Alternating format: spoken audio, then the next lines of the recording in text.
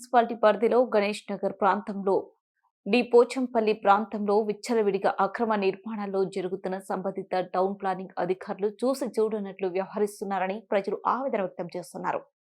ఇదిలా ఉండగా అక్రమ నిర్మాణాల వద్ద ఒక్క ఫ్లోర్ కు 1,00,000కు పైన తీసుకున్నట్లు స్థానికులు ప్రజలు చర్చించుకుంటున్నారు.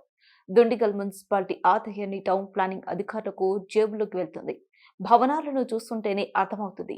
అక్రమ నిర్మాణాలపై ఇకనైనా చర్యలు తీసుకుంటారా లేక లంచాలకు పరిమితం అవుతారా అనేది వేచి చూడాల్సిందే.